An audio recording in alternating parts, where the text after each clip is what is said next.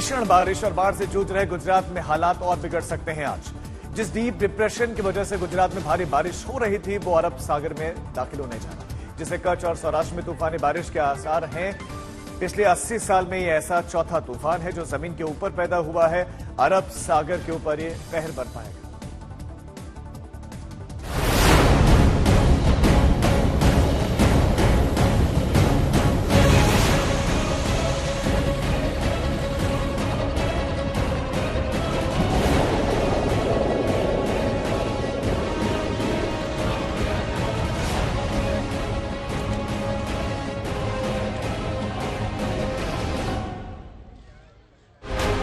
भयानक बारिश और बाढ़ से जूझ रहे गुजरात के आसमान में खलबली मची हुई है।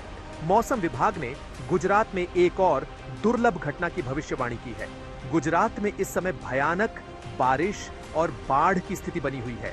ऐसा डीप डिप्रेशन की वजह से हुआ है और अब यही डिप्रेशन आज साइक्लोन में बदलने जा रहा है। मौसम विभाग के मुताबिक आज अरब सागर में चक्रवाती तूफान बनने की संभावना है। 1964 के बाद अरब सागर में अपनी तरह का यह पहला दुर्लभ तूफान होगा। दुर्लभ इसलिए क्योंकि एक वेदर सिस्टम जमीन के ऊपर बना हुआ है, जिसकी वजह से गुजरात में भारी बारिश हो रही है। अब इसी सिस्टम की वजह से अरब सागर के ऊपर साइक्लोन बन रहा है, यानी वेदर सिस्टम समंदर की गर्मी लेकर चक्रवाती तूफान में बदलने वाला है। इससे पहले मौसम विभाग ने बुलेटिन के जरिए अलर्ट जारी किया था कि जमीन के ऊपर डीप डिप्रेशन है, यानी जिस वेदर सिस्टम के तहत अब भी बारिश हो रही है। अब तक ये डिप्रेशन सौराष्ट्र और कच्छ के ऊपर था, जो अब धीरे धीरे पश्चिम की तरफ बढ़ रहा है। ये पश्चिम से दक्षिण पश्चिम की तरफ जाता हुआ दिख रहा है। तूफान का सबसे ज्यादा असर कच्छ, सौराष्ट्र और पाकिस्तान के तटीय इलाकों में होगा। इससे पहले 1944, 1964 और 1976 में इस तरह का दुर्लभ मौसम देखने को मिला था। मौसम विभाग ने चक्रवाती तूफान की वजह से आज सौराष्ट्र और कच्छ में भारी बारिश की संभावना जताई है। इसके अलावा जामनगर, पोरबंदर, मोरबी, स्वर्का में भी बेहद तेज बारिश की चेतावनी जारी की गई है।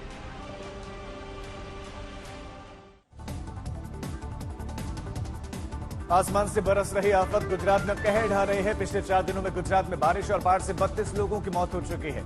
मौसम विभाग ने 2 सितंबर तक भारी बारिश का रेड अलर्ट जारी किया है। कच्छ, मोरबी, जामनगर, द्वारका में ऑरेंज अलर्ट जारी किया गया है। बिगड़ते मौसम को देखते हुए प्राइमरी, सेकेंडरी स्कूल, कॉलेजेस में छुट्टी घोषित कर दी गई है। सीएम भूपेंद्र पटेल ने बाढ़ प्रभावित इलाकों का हवाई सर्वेक्षण किया।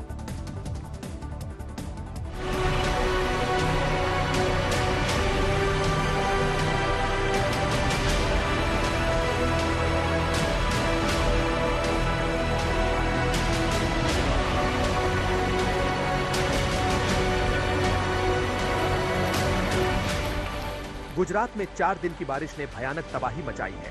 ये तस्वीरें कच्छ की हैं, जहां बादल पिछले 3 दिन से लगातार बरस रहे हैं।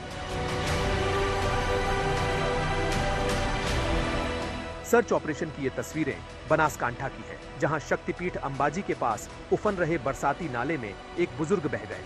नाले में अचानक तेजी से पानी बढ़ा और इसी बीच नाला पार करने की कोशिश उन्हें भारी पड़ गई। घंटों के सर्च ऑपरेशन के बाद भी रेस्क्यू टीम उन्हें तलाश नहीं पाई है। वडोदरा में विश्वामित्री नदी का जलस्तर बढ़ने से आसपास के इलाके पूरी तरह से डूब गए हैं। ये तस्वीरें अटल ब्रिज के पास स्थित स्लम एरिया की है, जो पूरी तरह से जलमग्न हो चुका है।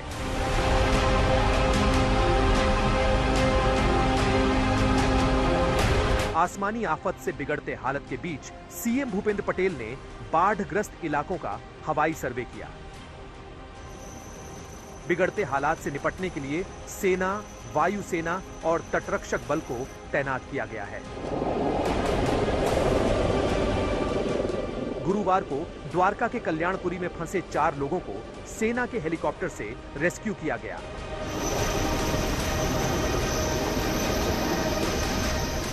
तटरक्षक बल ने पिछले कई दिनों से ओखा में समंदर की लहरों के बीच फंसे 4 नाविकों को सुरक्षित बाहर निकाला।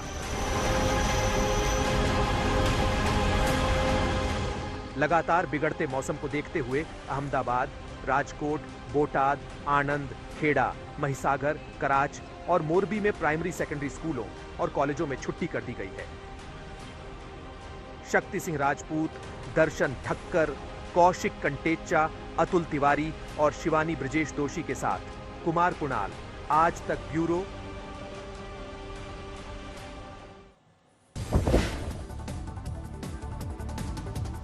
गुजरात के भुज में भी मूसलाधार बारिश का सिलसिला जारी है, जिसकी वजह से सड़कों पर कई फीट पानी भर गया है। गाड़ियां, मकान सब डूब चुके हैं।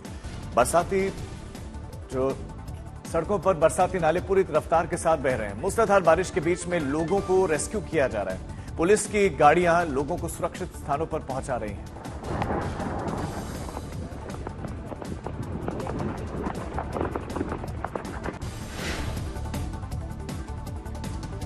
गुजरात के द्वारका में भी भीषण बारिश ने जमकर तबाही मचाई है। सड़कों पर भरे पानी की वजह से तमाम इलाके डूब गए हैं। घरों में फंसे लोगों को राहत बचाव दल रस्सी के सहारे बाहर निकाल रहे हैं। द्वारका के रावल इलाके में सेना ने बुजुर्ग समेत 16 लोगों को नाव के जरिए रेस्क्यू किया।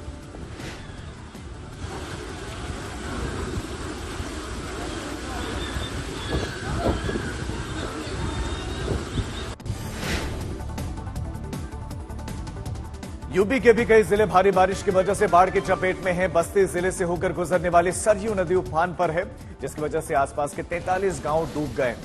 सरयू के किनारे हो रहे कटान की चपेट में आने से भी कई मकान नदी में समा गए। बड़े बड़े पेड़ नदी में बहकर आगे बढ़ रहे हैं। नदी का विस्तार जिस तेजी से हो रहा है, उससे 7 गांवों के पूरी तरह से खत्म होने का खतरा पैदा हो गया है। लोग बाढ़ प्रभावित इलाकों से पलायन कर रहे हैं।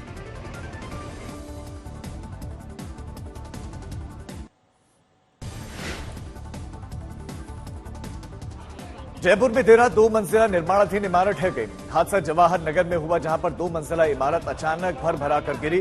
गुरुवार को इस इमारत में दरार देखी गई थी। हादसे के समय मलबे में 4 से 5 लोगों की दबे होने की सूचना मिली, जिसके बाद एसडीआरएफ और सिविल डिफेंस की टीम रात में मलबा हटाने में जुटी रही। हादसा जवाहर नगर में हुआ है। घटना के बाद पूरे इलाके की बिजली सप्लाई रोक दी गई।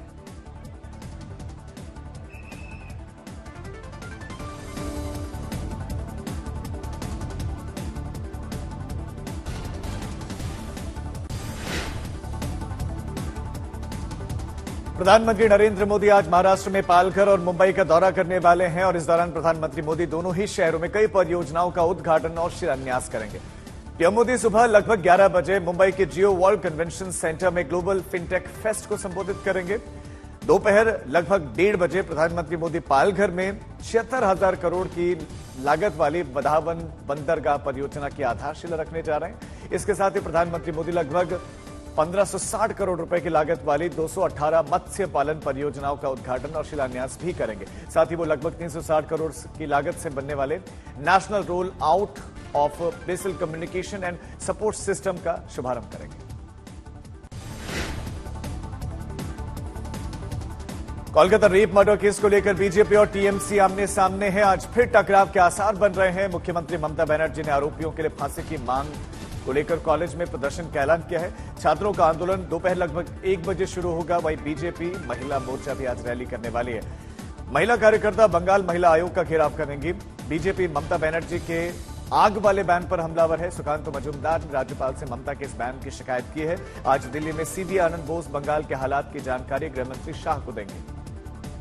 आप इस राज्य में कस्टोडियन ऑफ कॉन्स्टिट्यूशन है, संविधान के रक्षा करता है। इसलिए बंगाल की जनता पूरी तरीके से, पूरी आस से आपके तरफ देख रहा है कि बंगाल में जिस तरीके की law and order situation Mamata Banerjee खुद क्रिएट कर रही है, खुद प्रोवोक कर रही है कि हिंसा हो, इसमें से बंगाल के लोगों को आप बचाइए।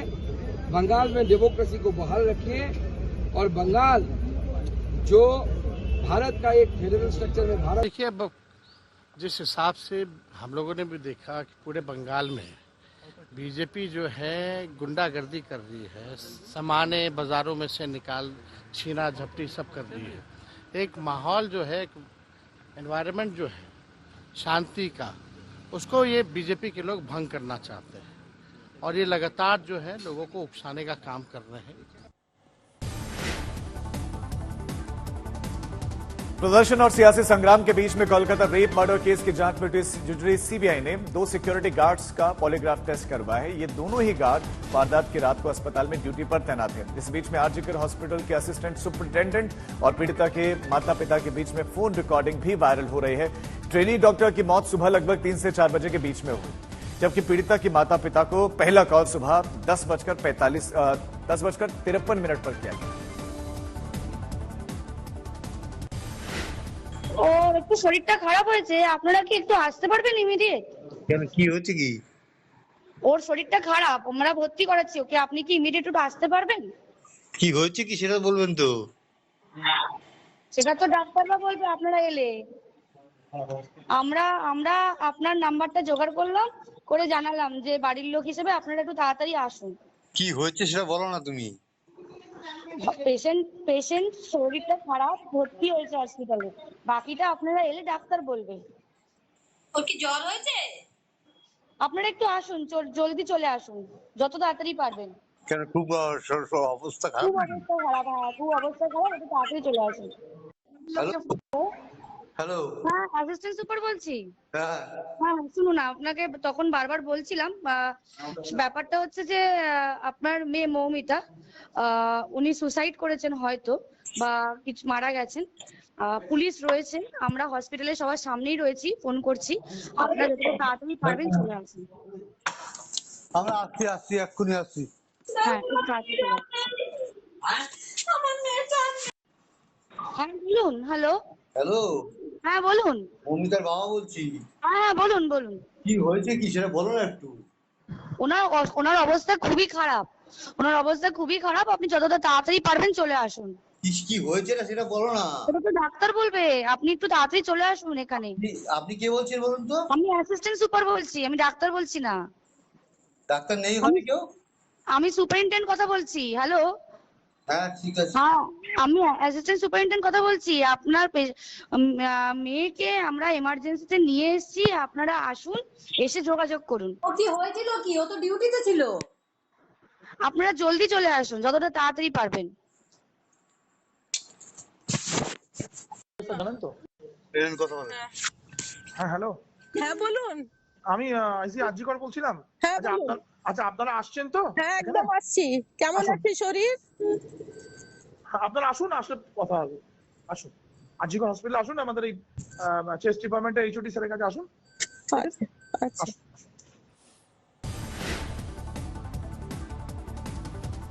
जयपुर में लगभग साल भर पहले अगवा हुए बच्चे को पुलिस ने कामयाबी हासिल कर ली है, उसको बरामद कर लिया है। पुलिस ने किडनैपर को गिरफ्तार करके बच्चे को परिजनों को लौटा दिया है। लेकिन सबसे दिलचस्प खबर यह है कि मासूम बच्चा किडनैपर की गोद से अपनी मां के पास जाने को भी तैयार नहीं था। जैसे ही किडनैपर से बच्चे को पुलिस वाले गोद में लेने लगे, वो जोर जोर से रोने लगा। मां को सौंपे जाने के बाद भी बच्चा चुप नहीं हुआ। बच्चे को रोता देख आरोपी की आंखों में आंसू आ गए। आरोपी ने 14 जून 2023 को जयपुर से पृथ्वी नाम के बच्चे को अगवा किया था। इसके बाद बच्चे को लेकर साधु के भेष में वो वृंदावन की गलियों में छिपा रहा। आरोपी का दावा है कि यह बच्चा उसका है। पुलिस ने आरोपी को जेल भेज दिया है। आपको बता दें कि आरोपी तनुज चाहर यूपी पुलिस का निलंबित हेड कांस्टेबल है। पूछो, एक बार पूछो।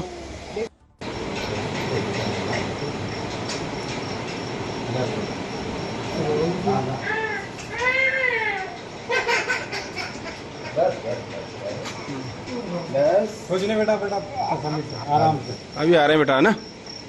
यही रहना तुम।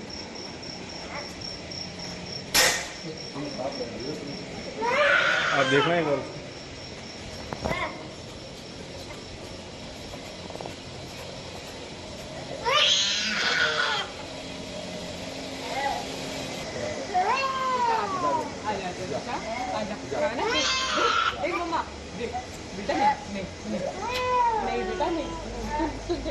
पूछो आप एक बार, पूछो एक बार, पूछो।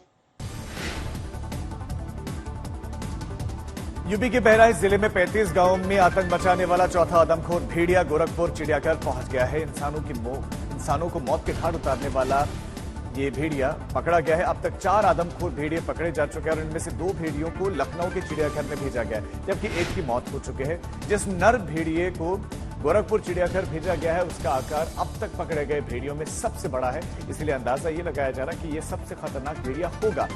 बाकी बचे भेड़ियों की तलाश जारी है। रात भर इलाके में ग्रामीणों और वन विभाग की टीम सर्च ऑपरेशन में जुटी रही। उम्मीद है कि आदमखोर भेड़ियों का आतंक जल्द ही